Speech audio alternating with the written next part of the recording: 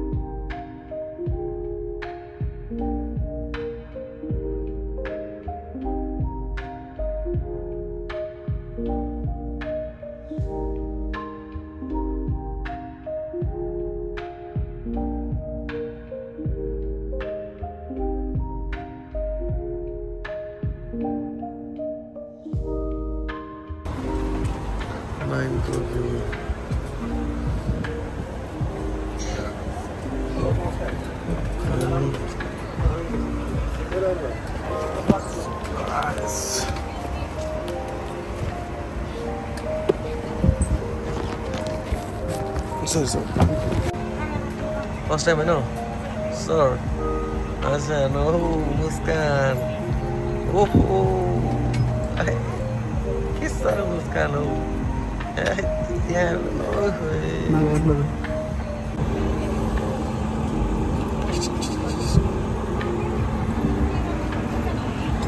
यो चाहिँ second flight हो पोखराबाट काठमाडौँ अनि यो चाहिँ काठमाडौँबाट धनगढी. सो कुरा चाहिँ के भन्दाखेरि मम्मी ड्याडीलाई केही थाहा छैन म आएको नेपालमा भनेर. So I am giving surprise to them.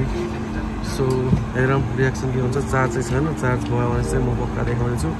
So hope they will be surprise. अनि त्यहाँ आएर चाहिँ भेटौँला.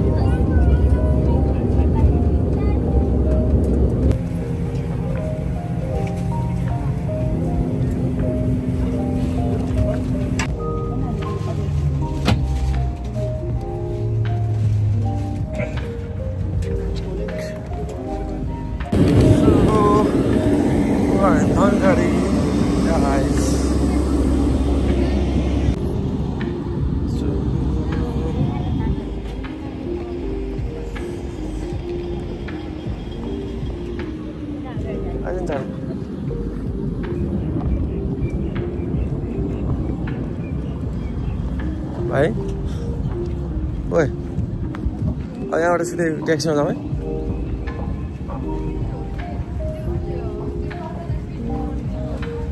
सो अब चाहिँ सिधै घर गइन्छ ट्याक्सीमा मम्मी र ड्याडीलाई सरप्राइज दिनु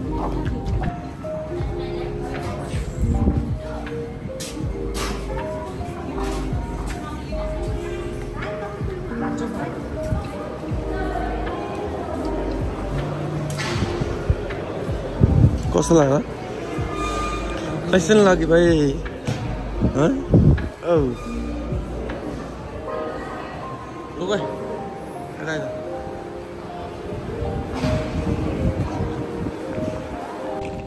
सो गाइस अब चाहिँ हाम्रो चाहिँ क्याम्पको के अरे क्याम्प भन्छ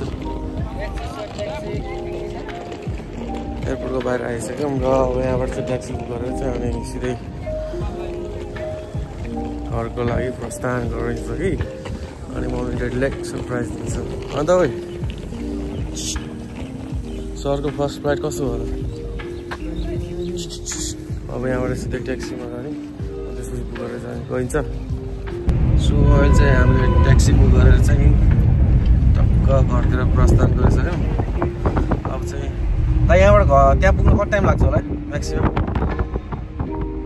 अब चाहिँ 15 मिनटमा चाहिँ पुग्छ होला घरमा चाहिँ सो यहाँको चाहिँ काठमाडौँ पोखरा भन्दा नि बेग्लै छ मेरो घर चाहिँ पश्चिम हो सुदूरपश्चिम छ यस्तो छ यहाँको चाहिँ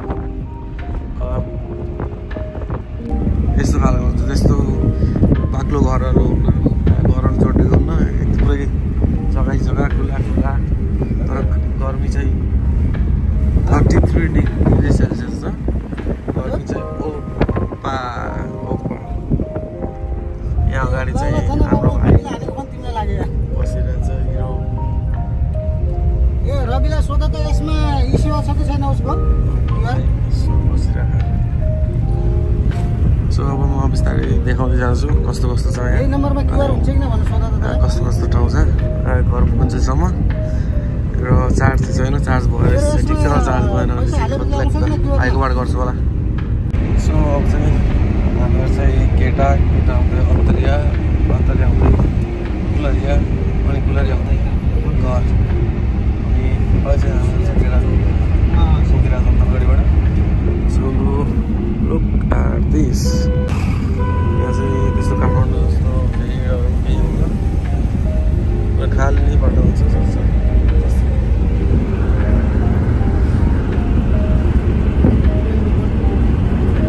है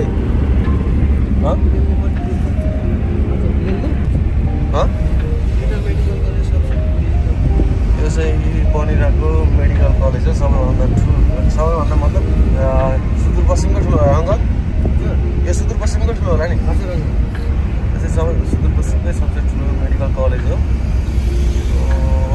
यस्तो छ यो चाहिँ गेट भयो यो चाहिँ गेटा होइन अङ्कल यो चाहिँ गेटामा छ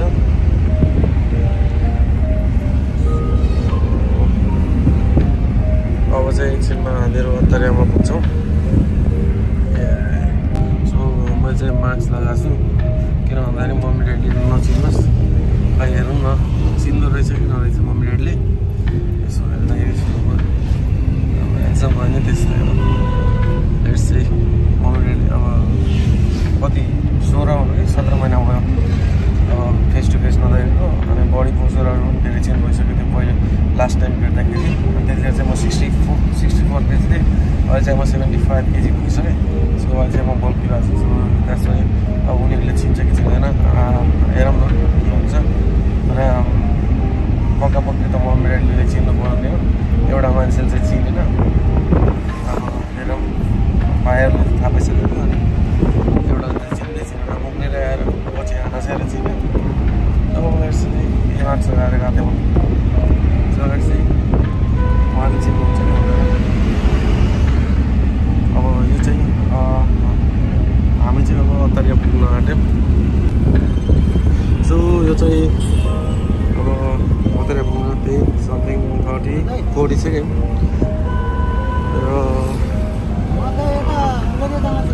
हाम्रो ट्याक्सी पानिरहेको यो चाहिँ अब यहाँ चाहिँ मेरो फ्रेन्ड पनि काम गर्नुहुन्छ मेडिकलमा हाम्रो क्यान्सर उहाँको सबै थाहा छ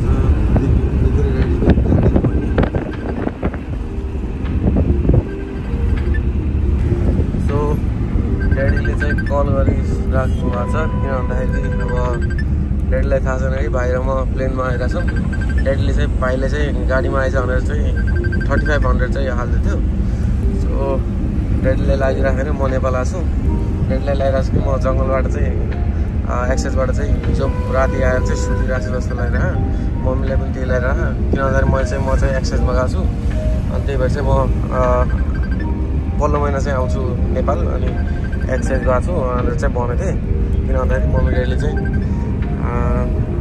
विश्वास दिलाउनु पऱ्यो सो यो चाहिँ अतरिया हो अब मेन बजार नै यस्तो हो सो हामी चाहिँ काठमाडौँ पोखरा जाँदाखेरि चाहिँ यो बाटो त्यो बाटो जान्छौँ अनि यो चाहिँ मेरो घर जाने भयो त्यसो एन्ड यो चाहिँ मेरो पहाडको घर जाने बाटो सो हाम्रो अतरिया चाहिँ यस्तो छ गर्मी चाहिँ छुनै छ के अरे हिँड्नै सकिन्न 33 डिग्री सेल्सियस छ हाम्रोमा यस्तो चल्छ अटो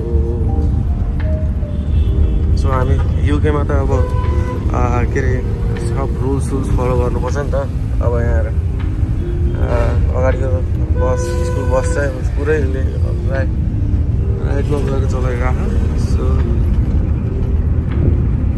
अब अतरिया चाहिँ भ्याउन आँट्यो अनि त्यसपछि आउँछ गजरौला पनि अलिक सानो बजार हो अनि त्यसपछि चाहिँ सिधै घर सो मैले यो म्याक चाहिँ किन खोलेँ भन्दाखेरि मसँग चाहिँ चार्ज 2% थियो अनि भिडियो केबाट भन्दाखेरि चाहिँ अनि भएन अनि त्यही भएर चाहिँ मैले स्विच अफ हुन आँटेको थियो अनि त्यही भएर चाहिँ मैले म्याकबुकबाट चाहिँ चार्ज कनेक्ट गरेर चाहिँ चार्ज गरिरहेको छु किन भन्दाखेरि 10-15-20% भयो नि त्यसको लागि इनफ हुन्छ अब यो चाहिँ चौकी डाँडा भन्छ म जहिले यहाँ बिहान 4:30 बजे उठ्थेँ अनि यो घरदेखि चाहिँ अतरियासम्म चाहिँ म बिहान आउँथेँ अनि भाग्थेँ त्यसरी चाहिँ त्यो ट्रेनिङ गर्थेँ म बिहान अनि मेरो चाहिँ 800 को रुट पनि लिएर आउँछु ल परबाट हालेर उता पुलसम्म हान्थेँ क्या मैले चल्नु धकधक भयो धकधक भयो क्या बल्ल घर के भन्नु भनेर त्यसलाई भने नि भन्ने क्या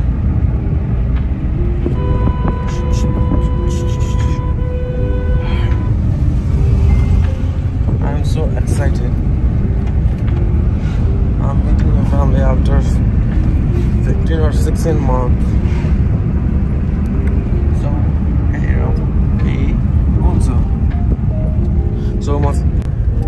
मैले चाहिँ आफ्नो 800 मिटर चाहिँ त्यो मोटरसाइकल छ नि यो मोटरसाइकलको सिधाबाट स्टार्ट गर्थेँ अनि पर पुल पारि सकिन्छ क्या म त देखाउँछु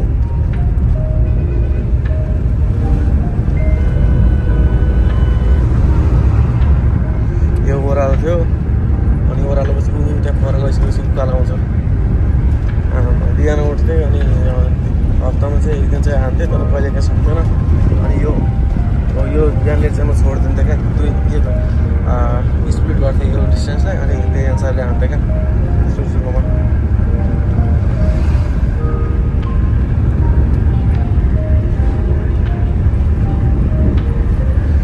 सो यो पुल चाहिँ मेरो इन्डियन पुल हुन्थ्यो यो पुलको चाहिँ यो किनारमा चाहिँ म सक्थेँ अनि 800 मिटर यहीँ सकिन्थ्यो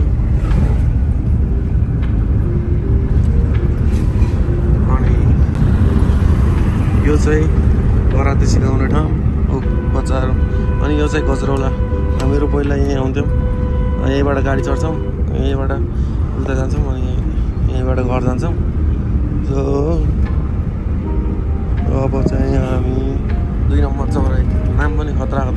कहिले नसुनेको जस्तो मान्छेहरूले।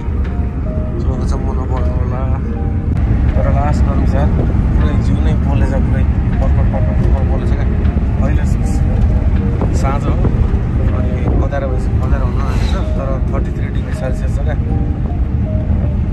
त्यो भनेको काठमाडौँमा चाहिँ कति 24 डिग्री सेल्सियस थियो।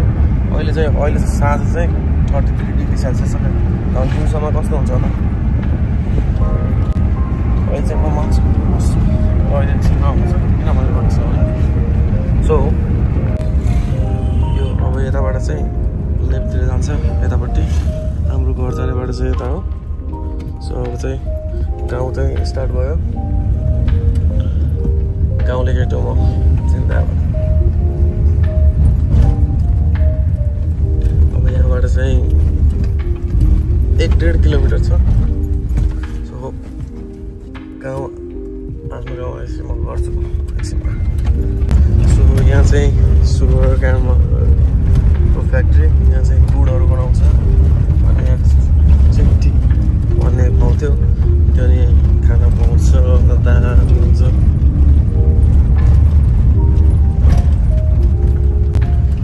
यहाँ चाहिँ बाटै बनेको छैन। यो ग्राइबिल कतिचोटि हालिसक्यो, हालेको हाले बिगारै बनाएको छैन, पिस्नै गएको छैन। जति गरे नि त्यस्तै हो, पैसा आछ आधी खान्छ आधी हालेछ। कामै राम्रोसँग गरेछ। यतापट्टि केही हालेको छैन। यतापट्टि यो चाहिँ हामीहरूको मेन गौरा आउने ठाउँ, गौरा पर्व भन्छ। गौरा चाहिँ हाम्रो यहाँ लाग्छ यो मन्दिरमा। यो मन्दिरमा चाहिँ सबै मान्छेहरू भेला भएर गौरा हुन्छ। यो चाहिँ पानी ट्याङ्की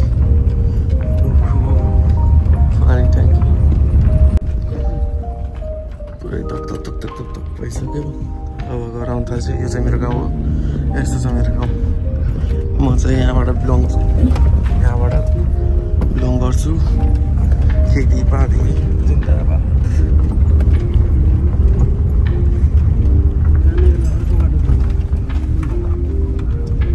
सो यहाँको बाटो चाहिँ कस्तो नराम्रो बनाएकै छैन।